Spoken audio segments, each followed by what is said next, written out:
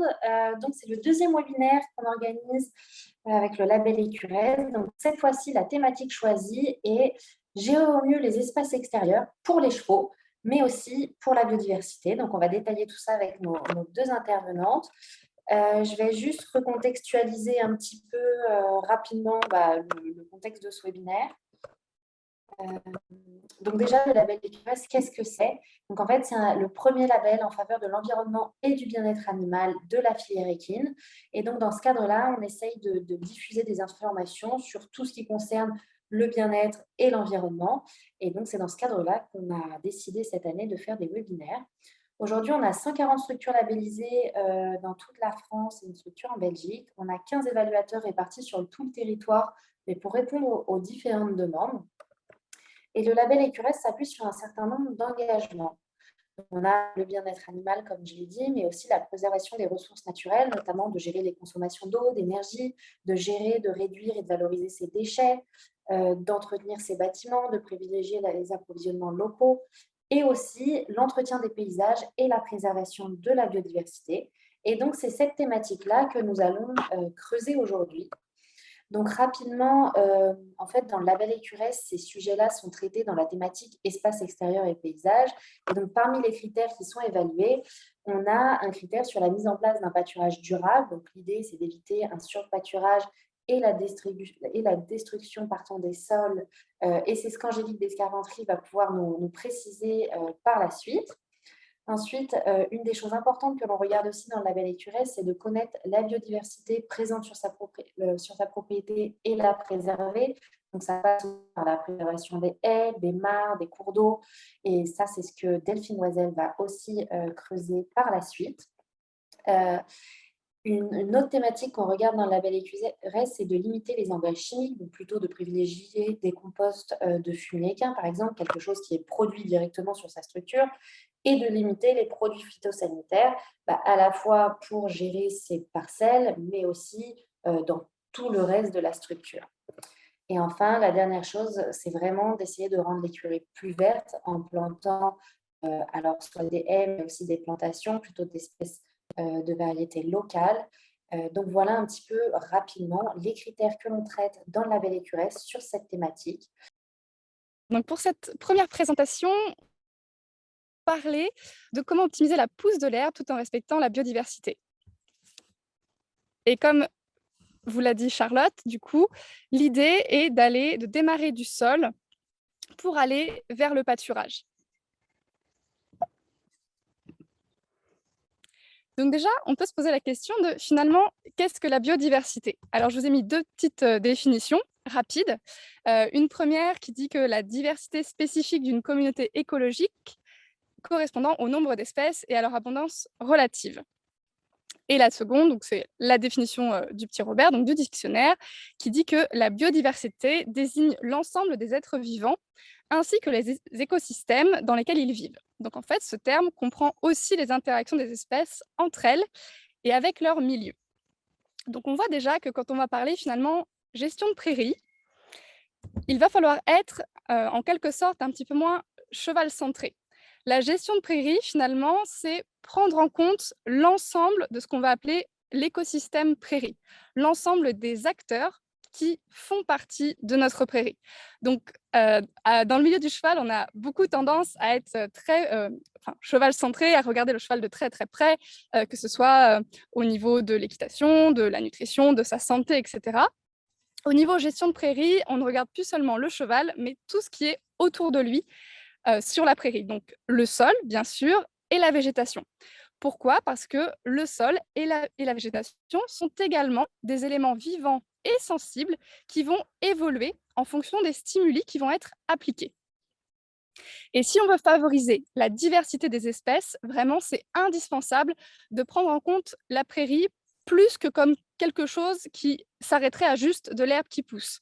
La prairie, c'est bien plus que de l'herbe qui pousse, c'est tout un écosystème qui fonctionne en synergie, qui fonctionne ensemble, que ce soit au niveau du sol, du pâturage ou du cheval qui va pâturer. Donc les objectifs de la gestion valorisateur de milieu. Pourquoi? Parce que le pâturage, c'est une condition indispensable au maintien de milieux ouverts. Si on n'a pas de pâturage, si on n'a pas d'herbivores, et s'il n'y a pas d'entretien des prairies, le destin d'une prairie, c'est d'avoir un milieu qui se referme. Donc, c'est d'aller vers une strate plus arbustive. Donc, le cheval va permettre, par son pâturage, de conserver un milieu ouvert et donc d'augmenter la diversité spécifique. Parce que forcément, on a plus de diversité si on a des milieux fermés et des milieux ouverts que si on n'a que des milieux fermés.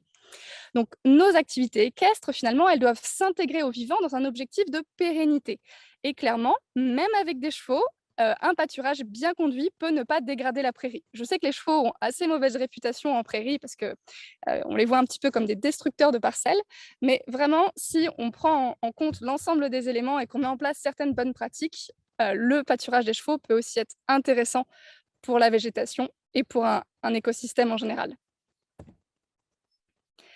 Donc, comme je vous l'ai dit un petit peu en introduction, vraiment, la gestion de prairie demande d'élargir sa vision. C'est-à-dire qu'il y a plusieurs éléments qui sont à prendre en compte: le sol, la végétation, le cheval qui occupe l'espace, les chevaux généralement, mais aussi le climat, la microfaune et la faune, les parasites, etc. Il y a beaucoup de paramètres qui vont rentrer en compte dans la gestion de prairie.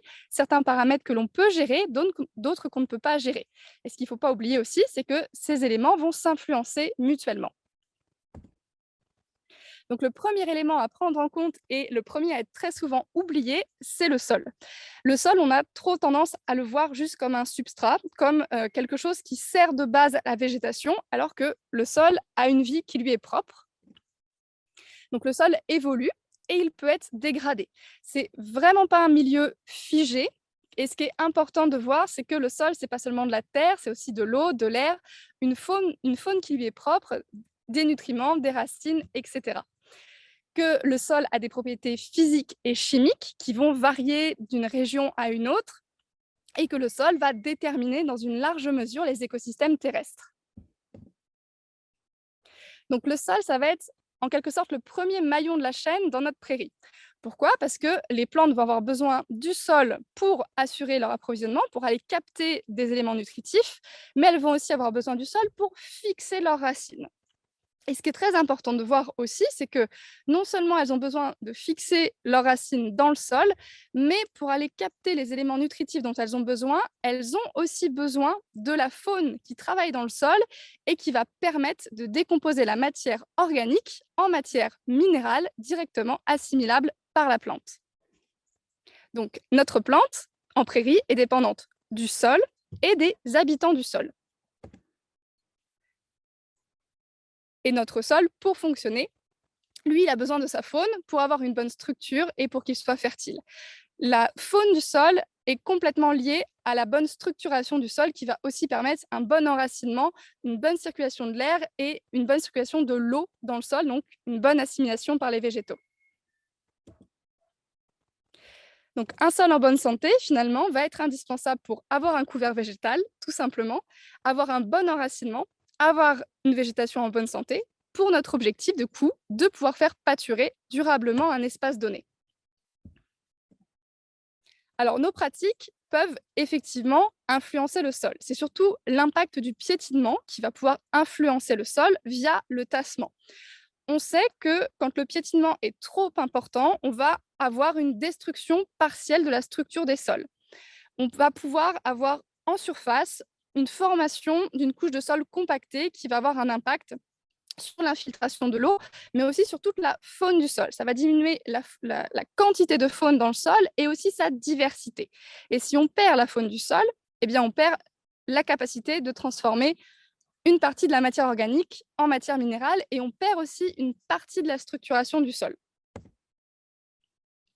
Or, on sait que quand le sol se tasse, quand on perd de la vie dans le sol, on a un moins bon enracinement, on a des plantes qui sont donc plus sensibles à l'arrachage, on a une baisse des capacités d'infiltration et de stockage des eaux, et on a aussi une baisse de la circulation de l'air qui va également contribuer à diminuer l'activité biologique du sol. Et clairement, l'activité biologique du sol, c'est indispensable pour les prairies, pour avoir de l'aération et pour pouvoir, encore une fois, transformer la matière organique en matière minérale. Donc, qui dit diminution de la diversité de la faune du sol, dit impact négatif pour nos plantes et du coup, impact négatif pour nos chevaux qui vont pâturer sur la prairie. Donc, le premier pas, le premier élément vraiment pour une prairie en bonne santé, c'est prendre soin de son sol. On oublie souvent un petit peu cet étage-là, mais c'est vraiment la base. Donc, pour ça, il va falloir chercher à limiter le tassement, qu'on peut appeler aussi la compaction du sol. Pour ça, on va chercher à pâturer uniquement en ce qu'on appelle des conditions portantes, c'est-à-dire que le pied du cheval ne s'enfonce pas dans la pâture. On va aussi essayer de limiter le surpâturage et limiter les chargements trop importants, c'est-à-dire beaucoup de chevaux de façon prolongée sur une petite surface. Pour éviter de pâturer en conditions portantes, pour des chevaux qui sont en extérieur 12 mois dans l'année, on va mettre en place ce qu'on appelle une zone sacrifiée. Donc, c'est une zone, une parcelle qui sera du coup sacrifiée pour l'hiver où les chevaux seront à fourrager en sec, donc avec du foin. Et le fait qu'ils soient sur cette zone pendant l'hiver permettra de conserver des parcelles en pleine forme pour le reste de l'année et du coup des parcelles qui ne seront pas tassées par le pied du cheval en hiver. Un autre pas aussi pour prendre soin de son sol, c'est de mieux le connaître. Parce que souvent, le sol, on a un petit peu une représentation un peu nébuleuse de ce que ça peut être. C'est quelque chose d'assez flou. Mais ça va vraiment être intéressant, soit par une analyse de sol, soit par des tests que vous pouvez réaliser chez vous, notamment des tests de structuration, le test du boudin où on va aller chercher à rouler son sol entre ses mains pour voir un petit peu si on a plutôt un sol pauvre ou riche en argile, pauvre en sable ou plutôt riche en sable ou en limon, etc.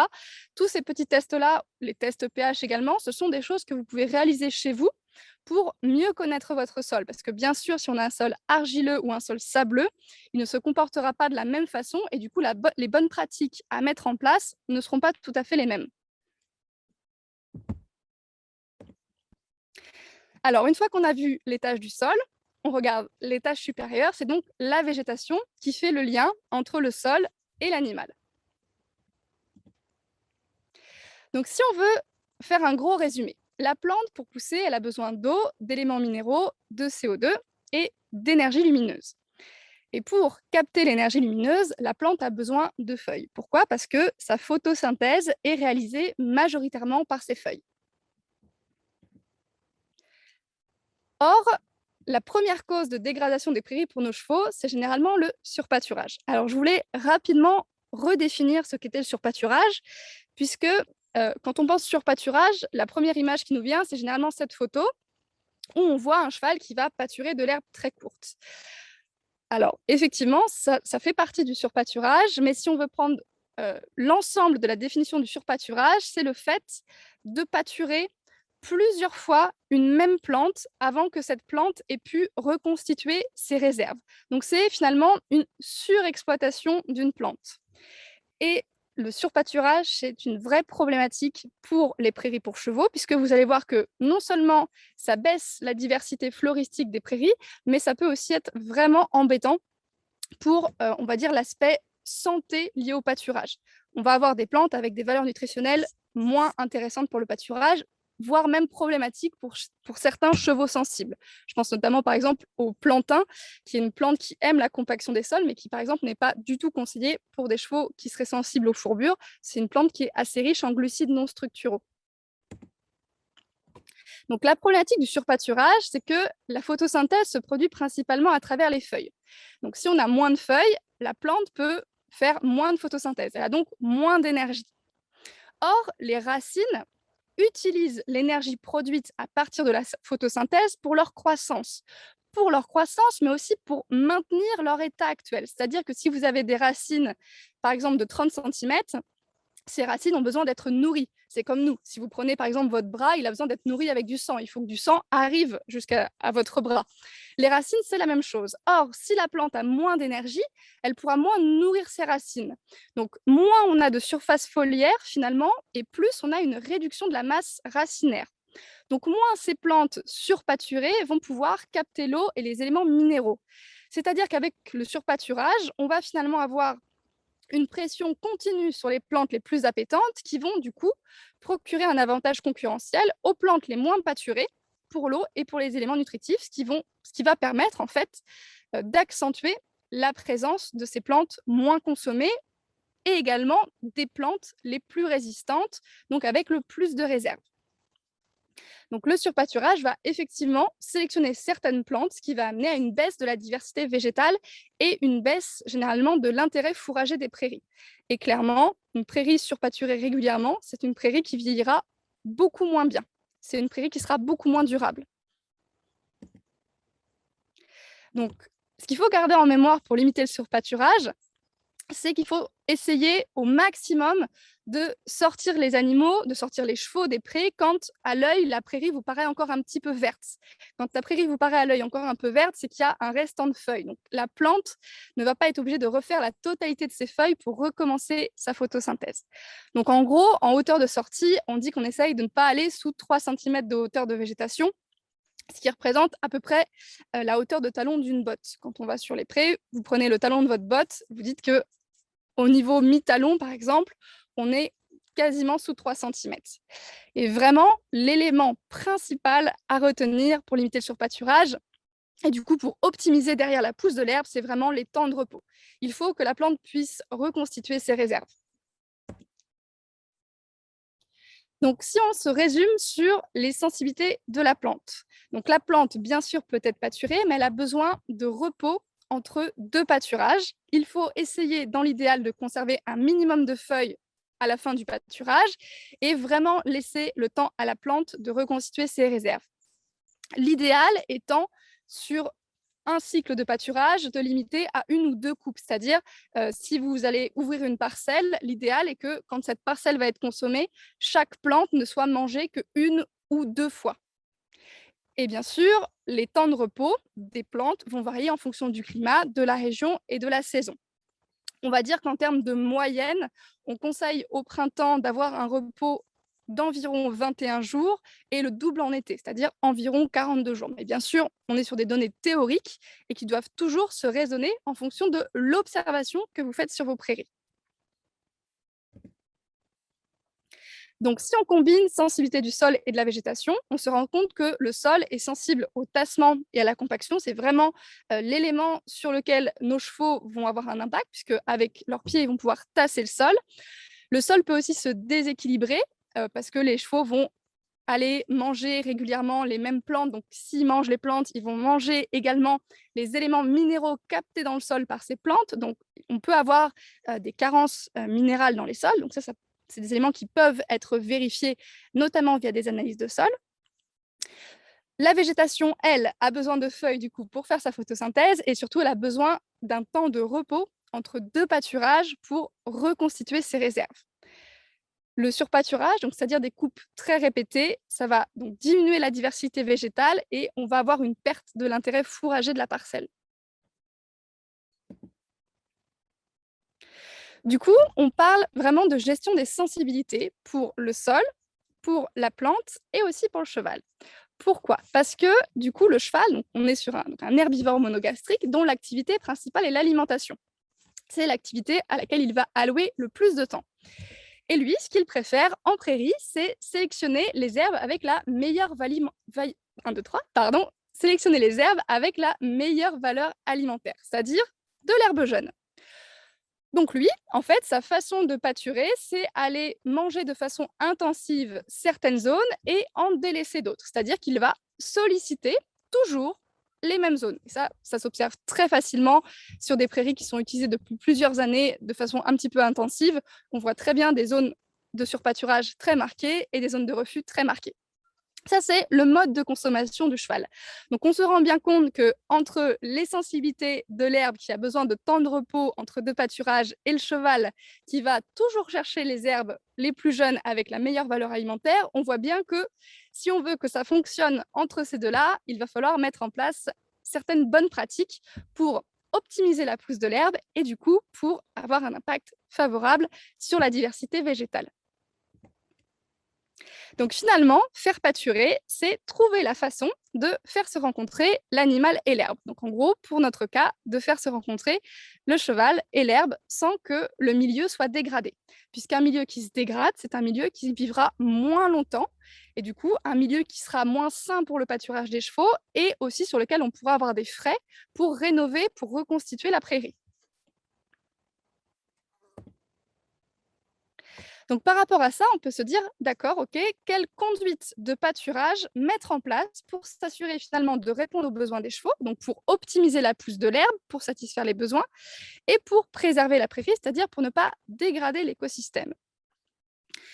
L'évolution de notre prairie, c'est à la fois les facteurs naturels qui vont avoir un impact dessus, et ça, on ne peut rien y faire. Une sécheresse, un printemps très pluvieux, etc., là, on n'a pas de prise là-dessus.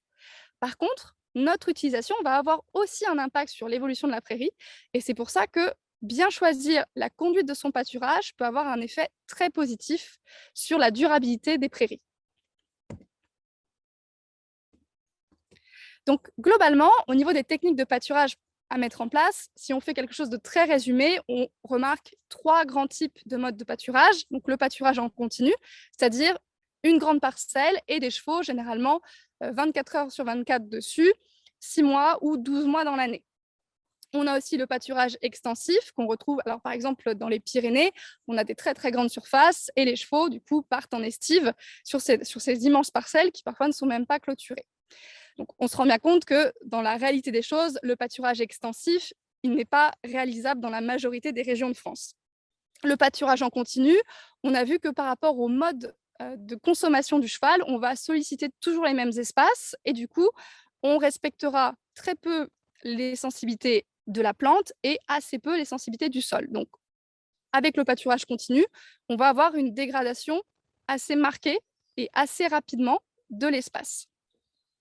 Une autre possibilité, donc, qui est réalisable dans des grandes ou des petites surfaces, c'est ce qu'on va appeler le pâturage avec rotation de parcelles ou pâturage tournant. Vous pouvez retrouver les deux termes. Donc, le pâturage tournant, c'est en fait diviser son espace en plusieurs parcelles qui vont être utilisées successivement. Donc, par exemple, on divise en 8 parcelles.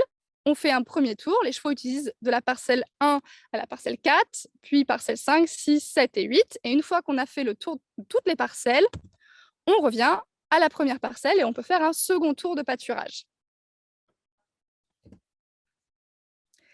Donc, le pâturage tournant fonctionne généralement aussi avec, comme on disait tout à l'heure par rapport à la sensibilité des sols, l'utilisation d'une parcelle sacrifiée, qu'on peut appeler aussi zone de vie, pour les chevaux qui restent toute l'année sur la surface de prairie.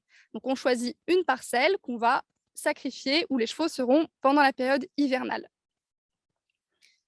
Donc, le pâturage tournant, donc on peut avoir des parcelles bien sûr de différentes tailles, de différentes surfaces. On n'est pas obligé d'avoir des parcelles toutes par exemple à 1 hectare ou 1,5 hectare. On peut avoir des parcelles de tailles différentes. L'entrée et la sortie dans les parcelles vont se faire finalement en fonction des hauteurs d'herbe. Donc on va observer ces chevaux pâturer et on va voir pendant combien de temps l'herbe peut supporter le pâturage des chevaux. Et dès qu'on arrive par exemple à 3 cm de végétation, on passe les chevaux dans la prairie suivante. Donc ce système-là peut facilement être couplé à des systèmes type écurie active ou des systèmes qu'on dit de pistes. Donc on va créer des pistes autour des parcelles de pâturage pour favoriser la circulation des chevaux. Et il est également possible d'intégrer du pâturage au fil dans le pâturage tournant. Donc le pâturage au fil, c'est le fait d'aller tous les jours ou tous les 2 jours avancer le fil pour que les chevaux aient chaque jour ou tous les 2 jours de la nouvelle végétation à consommer. Cette technique permet de limiter énormément les refus et favorise une très très bonne repousse derrière le pâturage. Donc au niveau des avantages de cette technique, clairement, on respecte les sensibilités du sol et de la végétation. Pourquoi? Parce que le fait de faire du pâturage tournant va permettre de pouvoir appliquer un temps de repos pour les plantes. On va avoir aussi un risque de tassement qui est faible. Et cette technique, elle est réalisable sur des surfaces petites ou moyennes. On n'est pas obligé d'avoir des très grands espaces pour réaliser du pâturage tournant. Ça va favoriser la durabilité des prairies puisque en respectant les sensibilités du sol et de l'herbe, on va pouvoir augmenter la durabilité, le temps de pâturage, puisqu'en fait, on sait que si on est sur du pâturage continu, déjà au bout de 2 ans ou 3 ans, on va avoir une dégradation déjà bien présente de la parcelle. Avec le pâturage tournant, on a des parcelles qui restent bien plus longtemps saines pour le pâturage et vraiment non dégradées. Cette façon de pâturer va aussi permettre de limiter les zones de refus et vraiment, on va avoir une meilleure repousse de l'herbe. Donc, vous pouvez avoir des périodes de pâturage très fortement augmentées avec le pâturage tournant par rapport au pâturage en continu sur une même zone.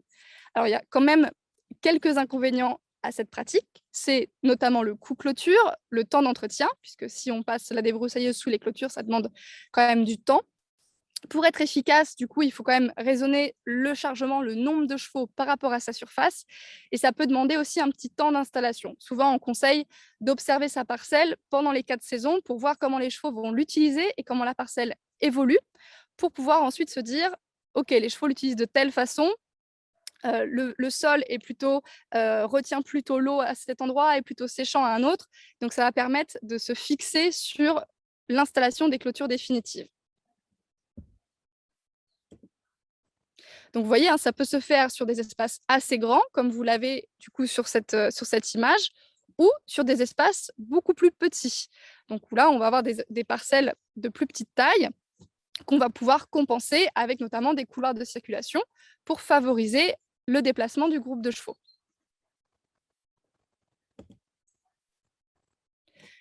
Donc, finalement, si on conclut sur cette partie, l'idée, c'est de se dire que pour optimiser la pousse de l'herbe tout en préservant la biodiversité, il ne faut pas juste prendre en compte le cheval qui va pâturer. C'est vraiment nécessaire de prendre en compte les sensibilités du sol et de la végétation.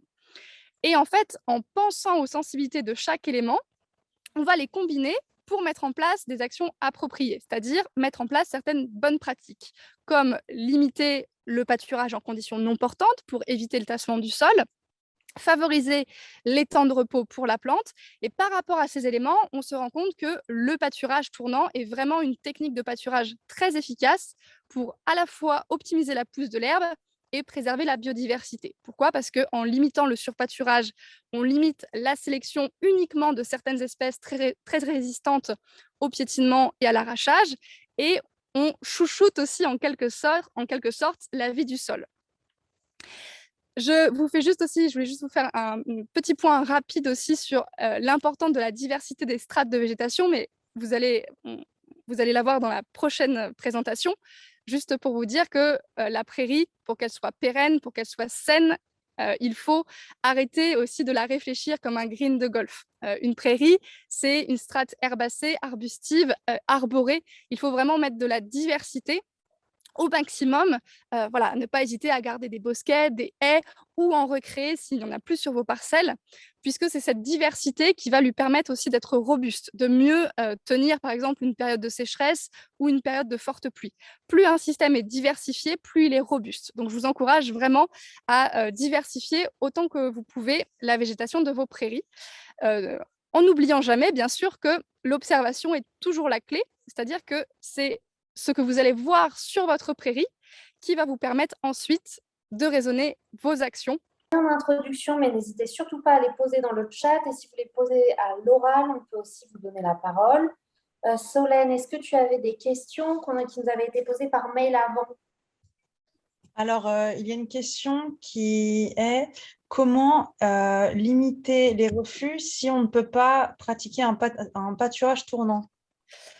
Alors, donc pour limiter les refus, donc si on n'est pas en pâturage tournant, si on est en pâturage continu, si on est du coup sur du pâturage où les chevaux vont être toujours sur la même zone toute l'année, la solution du coup, c'est d'avoir en fait un entretien mécanique sur ces prairies, donc d'aller broyer les refus absolument avant l'entrée dans l'hiver pour éviter d'avoir une végétation qui va vieillir sur pied pendant l'hiver et qui va en fait durcir et où les chevaux du coup pâtureront de moins en moins sur ces zones-là. Donc si on ne peut pas faire de pâturage tournant, la solution finalement restante, c'est de se dire d'avoir une intervention mécanique sur les prairies. On a une question dans le chat. Quel rapport surface-nombre de chevaux optimal? Alors, ça dépend un peu, mais... Alors ça va vraiment dépendre des régions, puisque si vous êtes à Lisieux en Normandie ou à Montpellier dans le sud-est, ça va être très, très différent. On peut dire en gros que pour une moyenne globale, Au printemps, on parle généralement de 0,3 à 0,4 hectares pour 1 UGB et en été, on sera généralement autour de 0,7 à 0,8 hectares pour 1 UGB. Donc, UGB, c'est donc unité gros bétail et un cheval de 500 kg représente à peu près 0,71 UGB. Voilà. Après, encore une fois, on est sur des données théoriques. Selon la région, ça dépend vraiment de la région, du climat et aussi du type de sol sur lequel vous êtes, puisque vous pouvez être sur une région avec un climat plutôt tempéré. Si vous êtes sur du sol sableux, ça a quand même tendance à moins bien repousser l'été. Est-ce que tu as une autre question, Solène, ou pas? Oui, on a une autre question qui concerne le pâturage tournant. Quel est le temps de repos conseillé entre chaque parcelle? Alors, du coup, sur le temps de repos conseillé, encore une fois, ça dépend bien sûr de la région et de ce qu'on observe sur la prairie, mais sur des données moyennes, on est du coup autour de 21 jours au printemps et autour de 42 jours en été. Mais encore une fois, ce sont des données moyennes. En fait, l'herbe va avoir un cycle de repousse en 3 temps. En gros, on dit de 0 à 7 jours, elle fait très très peu de choses parce qu'elle vient juste d'être mangée. Il faut le temps qu'elle récupère un petit peu. Ensuite, entre 7 et 21 jours, elle fait sa flambée de croissance. Et ensuite, après 21 jours, elle va repousser, mais très peu. C'est pour ça qu'on dit de façon théorique qu'au bout de 21 jours, l'herbe est prête à être pâturée.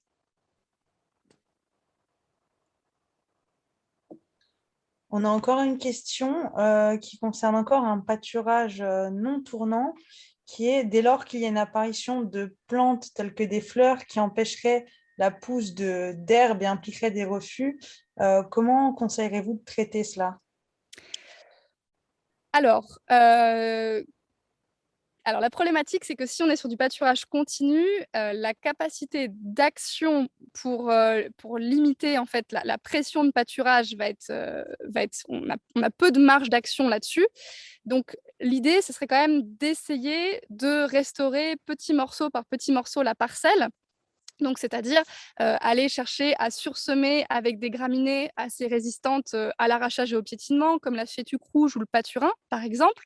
On va chercher du coup à sursemer des espèces de ce type-là pour concurrencer finalement tout ce qui va être les plantes diverses. Après, c'est sûr que sur du pâturage continu, c'est finalement plus difficile d'avoir un bon équilibre entre graminées et plantes diverses. Alors, je précise qu'on ne cherche jamais à avoir une prairie aseptisée, hein. Il faut toujours un mélange graminées, légumineuses, plantes diverses.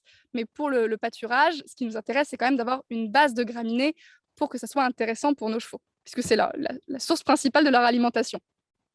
Question là plutôt pour toi. Peut-on faire une prairie médicinale, notamment contre les vers en pâturage tournant? Si oui, quelle variété peut-on y mettre? On t'entend pas, t'as pas ton micro. C'est bon. Pardon.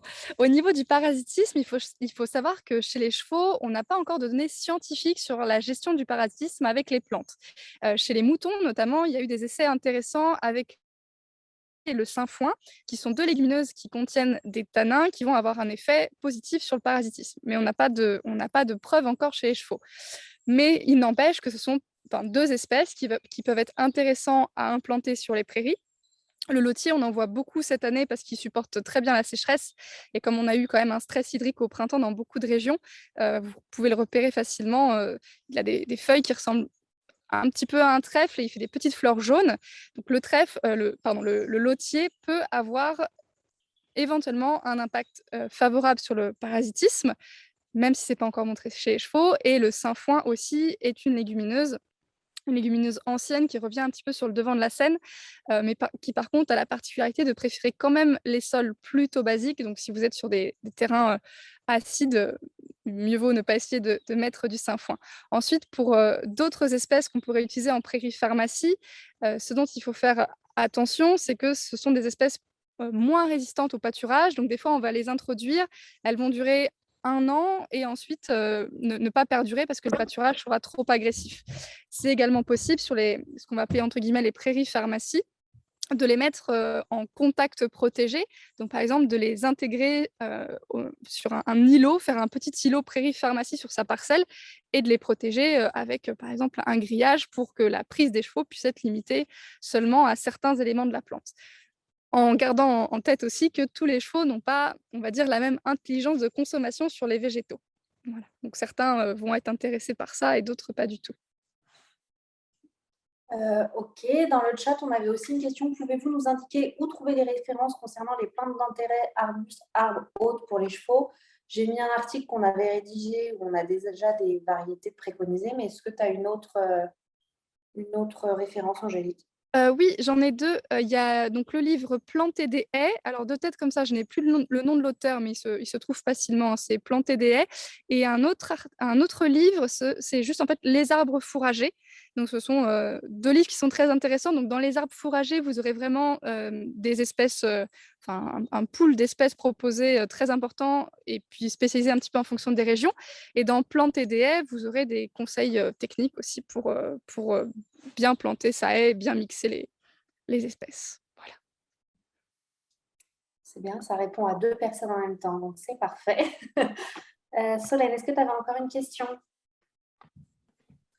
Alors oui, on avait une question sur le pâturage qui était comment réussir à préserver les sols et les prairies lorsque l'on a des chevaux à faible besoin, type poney sujet à l'obésité. Alors, donc, par rapport à ça, donc, ce qui va être intéressant pour les poneys trop gros, ça va être l'utilisation du pâturage au fil. Vous avez une étude notamment qui est sortie cette année, qui a été réalisée par Annette Longland. Si vous cherchez sur Google Annette Longland 2021, vous allez tomber dessus. Donc justement, c'est une étude qui a pris des poneys, forcément. Et donc, elle a réussi donc, dans cette étude à montrer qu'avec une bonne gestion du pâturage au fil, on arrivait du coup à limiter la prise de poids. Alors, on ne favorisait pas la perte de poids, mais on limitait la prise de poids, ce qui est quand même déjà assez intéressant au pâturage pour des poneys qui ont tendance à, à mettre facilement du gras en trop. Donc, le pâturage au fil peut être intéressant pour ces poneys-là. Et du coup, le pâturage au fil est aussi viable à la fois pour les sols et pour la végétation. Ce qui est quand même déconseillé, c'est de se dire on va mettre les poneys sur une herbe très très rase. Pourquoi? Parce que non seulement la plante a ses réserves dans dans les premiers centimètres, en fait, à sa base, et en plus, comme on l'a vu, avec le surpâturage des mêmes zones, vous allez créer une flore de plus en plus résistante. Donc, en fait, sur les poneys trop gros, mieux vaut se dire qu'on fait pâturer au fil ou éventuellement utiliser un panier de pâturage, ça peut aussi être une option, et ne pas hésiter à finalement décaler la saison de pâturage après les piaisons, quand les plantes ont fait leurs épis et que les graines sont tombées, c'est-à-dire à l'été, pour qu'en fait, elles aient la valeur nutritionnelle la moins élevée. Puisque plus la plante va grandir, plus elle va concentrer ses réserves pour faire ses graines. Et une fois que les réserves sont faites et que les graines sont faites et mûres et sont tombées, là, la plante est beaucoup moins riche. Et du coup, quand la végétation est haute, encore une fois, le pâturage au fil est très conseillé. Est-ce que peut-être juste tu peux bien repréciser ce qu'est le pâturage au fil par rapport au pâturage tournant Oui. classique? Alors, du coup, le pâturage tournant classique, vous allez avoir des parcelles, donc par exemple 5 parcelles, et les chevaux vont pâturer la première parcelle, puis la seconde, puis la troisième, etc. Le pâturage au fil, vous allez rajouter une composante en plus, c'est-à-dire que dans votre parcelle, vous allez progressivement avancer, donc c'est ce qu'on appelle le pâturage au fil avant. Il y a un fil qui va en fait bloquer les chevaux sur la première partie de la parcelle, et ce fil va être avancé tous les jours ou tous les 2 jours pour donner chaque jour une nouvelle quantité d'herbe disponible pour les chevaux. Et quand on commence à prendre un petit peu le coup d'œil et le coup de main sur cette gestion, on arrive à limiter la quantité consommée par les chevaux, on arrive à gérer un petit peu les consommations. Au lieu d'avoir des poneys qui peuvent des fois consommer jusqu'à 5% de leur poids en matière sèche, on peut les limiter plutôt sur 2%, par exemple. Ok, super. Dans le chat, on n'a plus de questions. Solène, est-ce que tu en as encore? Oui, on en a une autre concernant les haies, qui est comment entretenir au mieux les haies pour ne pas se faire envahir, par exemple, lorsqu'elles sont à côté de clôtures électriques. Alors, Delphine, si tu veux, peut-être. En fait, il faut surtout avoir un entretien régulier de la haie. C'est un entretien qui doit être fait surtout à l'hiver. En fait, il faut être très, très régulier dans son entretien, entretenir à l'hiver. Et évidemment, bon, si une branche tombe sur le fil, on coupe. Mais si on doit couper à l'intersaison, on va plutôt préconiser une taille douce à la main plutôt qu'une taille au taille haie bruyant, puisque c'est le moment où vont nicher les oiseaux notamment. C'est aussi le moment où on va avoir des nombreux insectes et autres habitants de la haie. Donc, si on est obligé de tailler en plein été ou au printemps, eh ben, c'est vraiment plutôt privilégier une taille douce. Ok. On a une nouvelle question plutôt pour Angélique. J'ai récupéré un terrain avec une zone boisée et j'ai des zones herbacées que les chevaux délaissent beaucoup. À quoi cela peut être dû? Alors, il peut y avoir plusieurs raisons. Soit c'est que les chevaux ont éventuellement déjà établi que c'était leur zone de refus et ça peut être lié au fait que ce soit des plantes, enfin une végétation assez vieille ou des espèces, qui sont peu appréciées.